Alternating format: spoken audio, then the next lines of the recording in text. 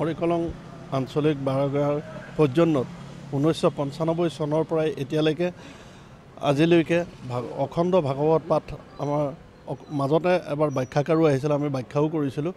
পৰাপক্ষত আমি অখণ্ড ভাগৱত পাঠে আৰম্ভ কৰি আহিছোঁ।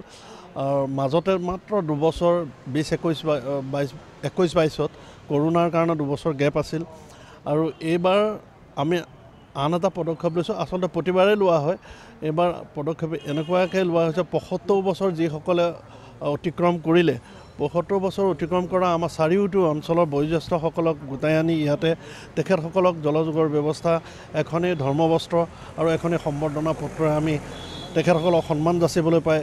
এইটো এটা মানে খুব ভাল লগা এটা পৰিৱেশ আজি সৃষ্টি হৈছে, খুব ভাল লাগিছে। তেখেতসকলক বহুত বছৰৰ মূৰত দেখা পাইছোঁ, স্বাস্থ্যজনিত কাৰণতে ঘৰৰ পৰা ওলাই আহিব নোৱাৰে। এইটো অনুষ্ঠান আমাৰ 3 দিনীয়াকৈ অনুষ্ঠিত হয়। আজি প্ৰথম দিন, আজি প্ৰথম অনুষ্ঠান হিচাপে আমাৰ ধৰ্মধ্বজা উত্তোলন হৈ গৈছে, শ্বহীদ বেদীত বন্তি প্ৰজ্বলন হৈ গৈছে আৰু বয়োজ্যেষ্ঠসকলক সম্বৰ্ধনা অনুষ্ঠানটিও হৈ গৈছে। আৰু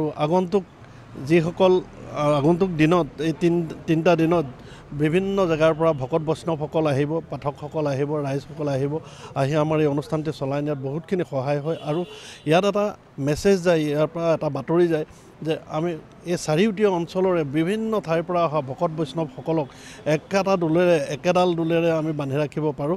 এইটো ভাল লাগে। সকলোৰে লগে আমাৰ ধন্যবাদ থাকিল। আৰু এই চেগতে নিউজ লাইভৰ সকলো কৰ্মকৰ্তালৈ আমি ভাগৱতৰ